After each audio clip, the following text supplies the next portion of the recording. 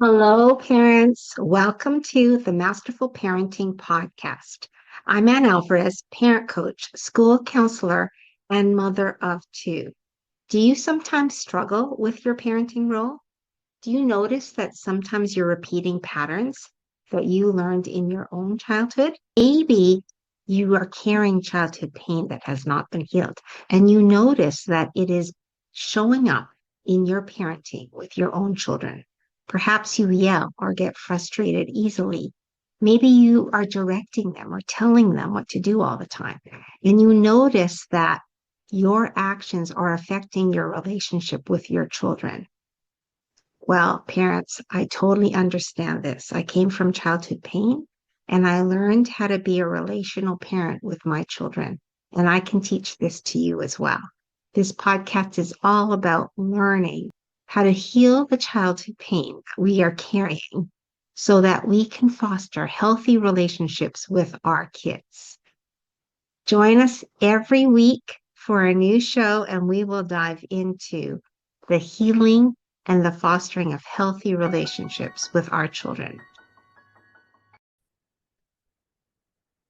Hello, parents. Welcome to the Masterful Parenting Podcast and YouTube channel. Today, we are going to talk about the hidden cost of compliance. So, maybe you have a child who listens, does well in school, doesn't talk back, always is responsible, does everything that you ask them to do, does well with other people, maybe is really quiet, shy, but follows the rules without resistance. Okay. Or maybe you were that child. Maybe you were the type of child that listened to your parents, did whatever they asked, never had a question about it, just wanted to please them. But honestly, parents, we're going to talk about what does that cost us and what does that cost our kids when we are always in compliance. Okay, so we have to acknowledge that in society, we often praise this. Be obedient, follow the rules. Schools, parents, our cultures, they all reward or praise when we comply or are obedient, right? And then those kids that are not obedient, they are reprimanded or punished or isolated.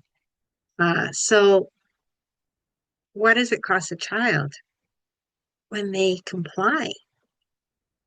When obedience leads actually to disconnection. Okay, so our children will obey because they want to please us and not disappoint us, right? But they're actually, if they never voice an opinion, if they never tell you how they truly feel about something, then they are actually disconnecting from themselves. So they suppress their emotions or they lose access to their voice. They don't feel like they have a voice, or they prioritize safety over authenticity. Our kids repair relationship with us or follow what we ask them to do because they don't want to break relationship with us, even though they don't want to do something or they're scared or they're uncomfortable.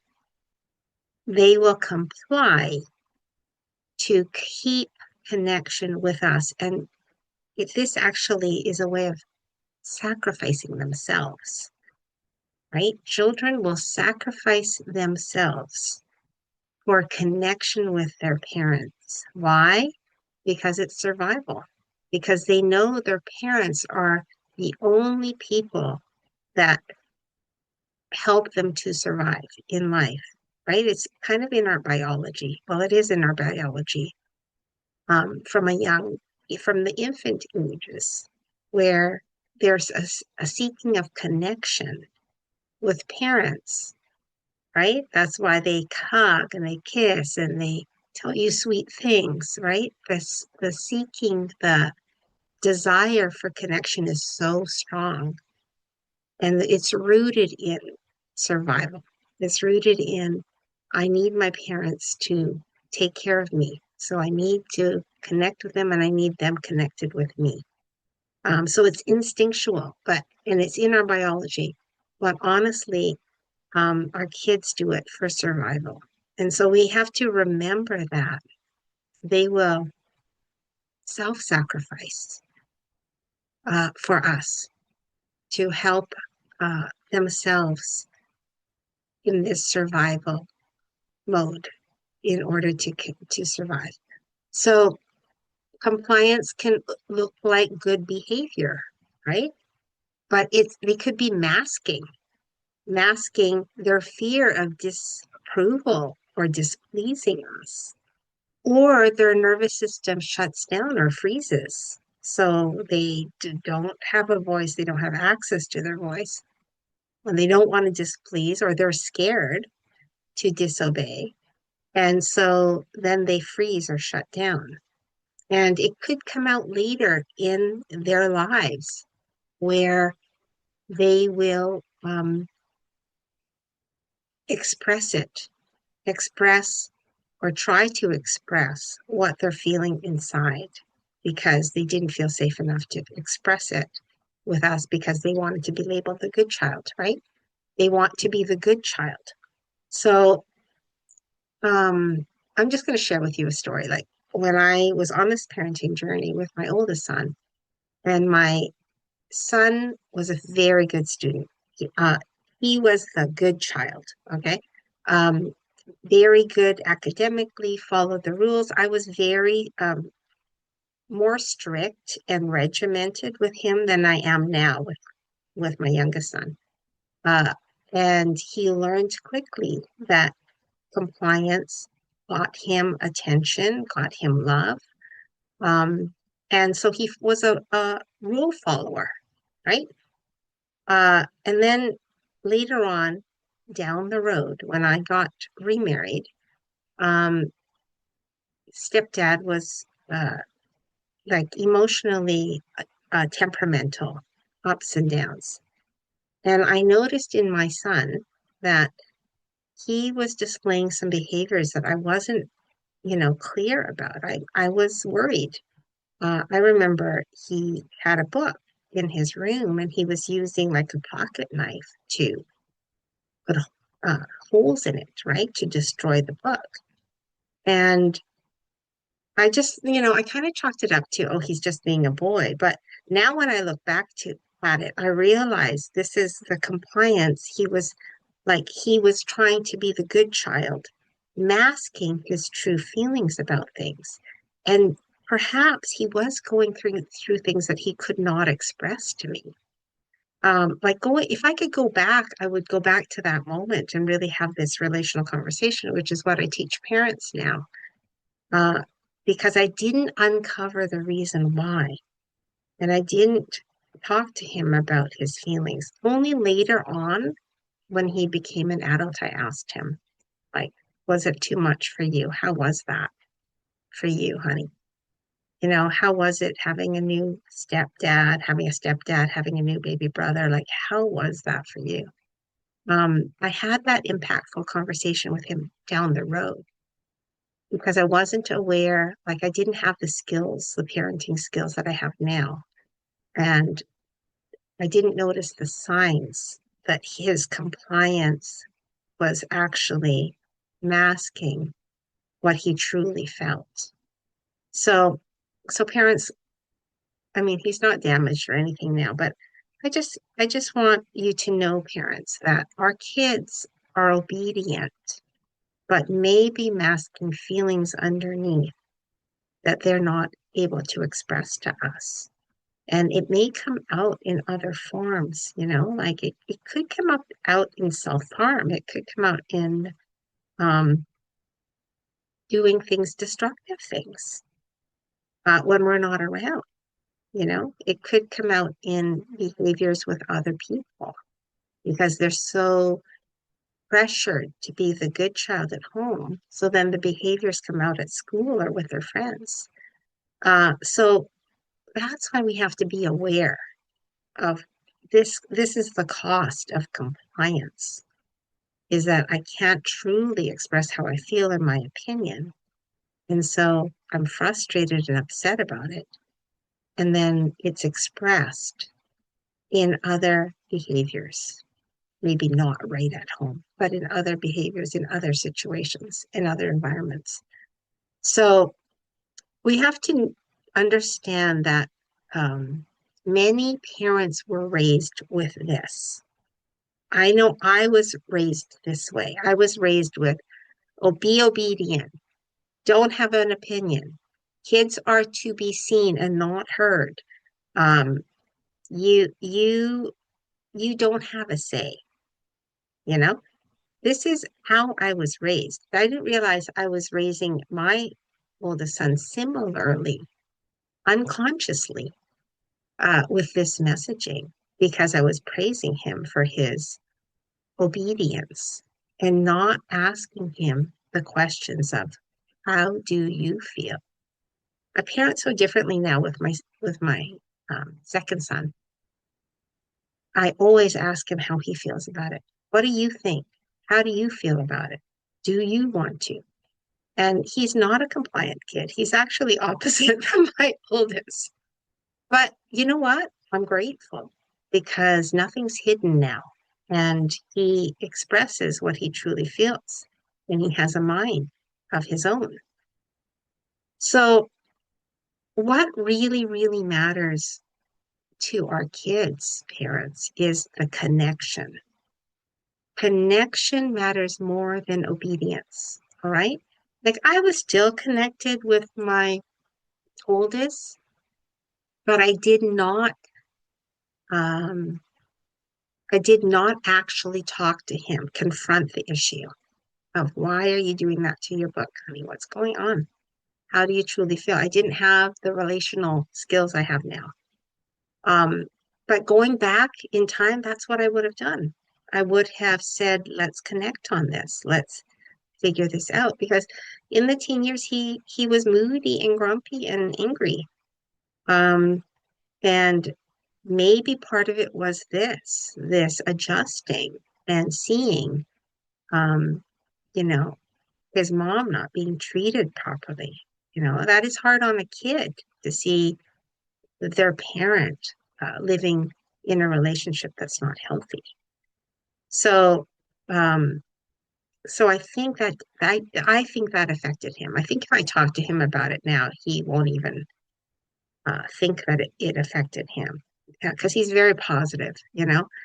But yeah, looking back, that's what I would have done was have that relational conversation with him and not look so much for the obedience part, but allow him to express his frustration and his anger and his confusion, you know.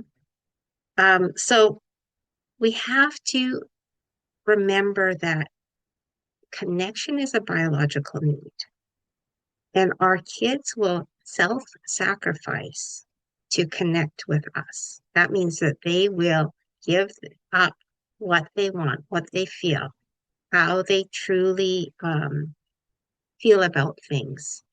They will self-sacrifice, right? They will be people pleasers in order to maintain connection. Our kids will apologize to us. Like if we're upset about something, you know, something random, let's just say you asked your child to clean up their toys and then they didn't, and then they were upset because they didn't want to do it at the moment that you wanted them to do it. And and then you go out in a puff and puff into your room, and then your child seeks you out and apologizes. Okay, that's a scenario of a child that is trying to get connection back because connection is survival. And that is an example of a child that wasn't allowed to express how they truly felt. So now the messaging for that child is, you know, whenever you have a temper tantrum, mom's going to walk away. Whenever you're truly expressing your feelings, the adults are going to leave. And so then you're not allowed to express your feelings. Do you see how that's unhealthy in a relationship? because you should be allowed to express your feelings, right? And this is the childhood pain that I'm talking about, is when our kids are so obedient, apologizing and trying tippy-toeing around our feelings that the cost is them. The cost is their voice. The cost is who they are supposed to be, right? Because now they're changing to appease so that they don't break connection with us. And I can speak openly that that was my experience as a child. I apologized to my mom many times to keep relationship, but I didn't feel like she was right. I felt she was wrong, but I couldn't express it because I wasn't safe to express it with her because I would get in trouble. And so I got the message that wasn't okay to disagree with her. It wasn't okay to express my true feelings. And then how did that affect me as an adult? Well, I wasn't confident. I didn't trust my opinions. I looked for validation from other people because that was how I was parented, with this messaging that you listen to me, you need to follow my instructions. That was the messaging I got from my parents. And so my voice doesn't matter, you know? So the obedience comes with a cost. And we have to look at that, parents. We have to look. If our kids are overly obedient and trying to please us, then it means that they don't feel safe to truly express who they are. And we are the roadblock. We've set it up that way in our homes. We haven't given a safe space for them to be who they are, to be angry, to be sad, to have a temper tantrum. We haven't given them safety to truly express how they feel. And the cost is going to be them. The cost is going to be their confidence, their self-esteem, their identity. The cost will be in their relationships in the future because now they're not going to be clear that they have a voice. Honestly, many women who are abused have this persona, this I don't have a voice. I can't stand up for myself, right? Because of this messaging that they grew up with, that their opinion doesn't matter, their voice doesn't matter. They need to be compliant, they need to be obedient. And so then they marry into a situation or a man who is like their parents, a man who treats them with this same kind of attitude and expectation that you need to listen to me, like a controlling spouse.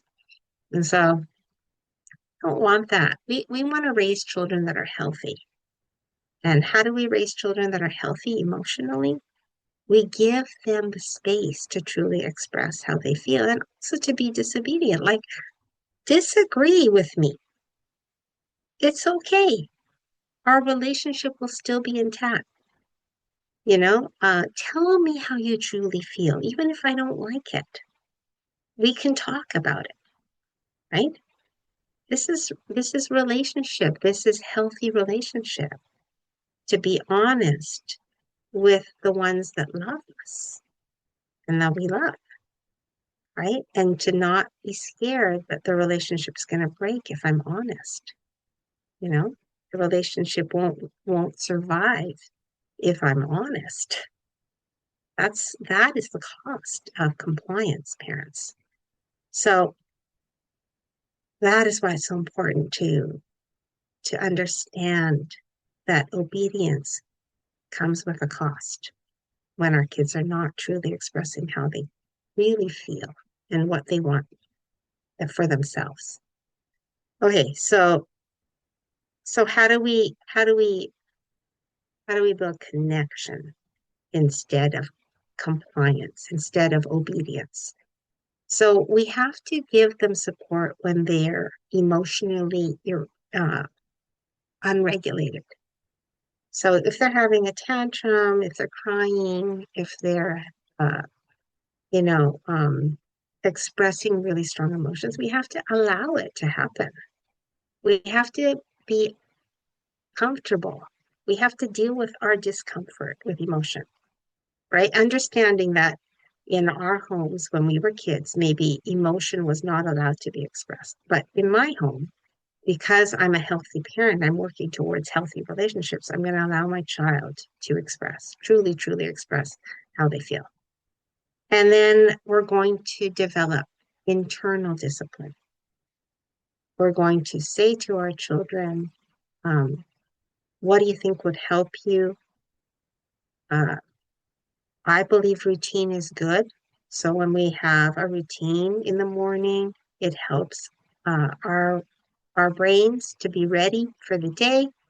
So if we get up at the same time, brush our teeth, we have these kinds of relational conversations, right? So that they want to do it and they understand the why. And then we strengthen the long-term trust and resilience. Okay. So so we have regular communication and we tell our kids that it's okay to fail. It's okay to make a mistake. I don't expect you to be perfect, and you can disagree with me. That's okay too. All right, because we can disagree in relationships. That is normal. All right. Um, and that deepens relationship instead of having a superficial like relationship with other people. Uh, Authentic relationships are built on honesty.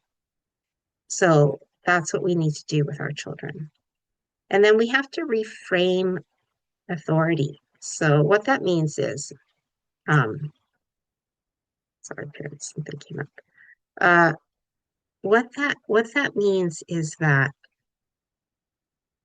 our leadership's going to be built on safety and not fear. Okay, so we're going to provide that safe space for our kids to feel what they want to feel, express what they want to express, cry if they want to cry, vent if they want to cry, complain if they want to cry, if they want to complain, let them. Okay, we're going to let them. We're going to let them without interfering and without judging. That creates safety. Okay, and then we can have boundaries with them, but always opening the door to connection. Say, the reason I have this boundary is because of your safety, honey. I love you so much. That's why. Okay. So we're still connecting with them, the heart to heart connection, even though we have to say no sometimes, even though we have to, we have to do things or prevent things that they want, get in the way of what they want if it's not safe or reasonable, you know, uh, then we have to establish a boundary, right? Especially like if they're hurting their sibling or if they're hurting us, then we have to establish boundaries. We have to say we don't hurt. Hey, we don't hurt in healthy families. We're a loving, healthy family. When you hurt your brother or sister, that creates an unsafe home. We don't want our family to be unsafe. We don't want our home to be unsafe, right? Like these are the impactful conversations that I teach parents. Okay, so what does it mean for you parents? I hope this was good. Like I hope this helped you to understand that compliance comes with a cost, and the cost is our children, their self-concept, their self-esteem, their identity. So I want you to imagine, parents, that children who can say no, who can say I don't want it, who can truly express how they feel, but then they still stay connected with you. And imagine having a teenager who comes to you instead of hiding in their room. And imagine if there are adults who trust themselves and their relationships. So this is cycle breaking work, parents. We are breaking cycles when we change what we're doing and not rewarding um, compliance, but instead rewarding connection, right? Uh, and this is how we change the future generations, is when we're building a strong foundation of connection, not raising obedience, compliance, and following the rules, but raising connection or building connection with our children. Um, that's how we do that. Okay, so parents, if this episode enlightened you, gave you some insight and helped you, then I would like to offer you what I am doing in the next little while with parents.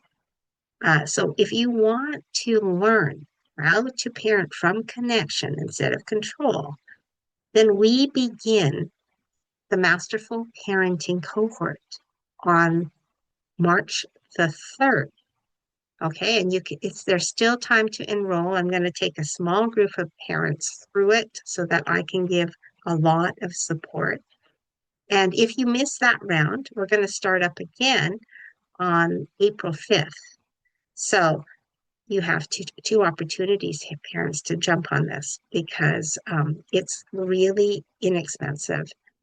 You're getting a lot. You're going to get 9 weeks of working with me on my program that walks you through relational parenting so that you can be connected with your kids and give up the unhealthy patterns you grew up with, heal that, understand that wasn't healthy, so that you can change your parenting to raise connected, emotionally healthy, and confident children.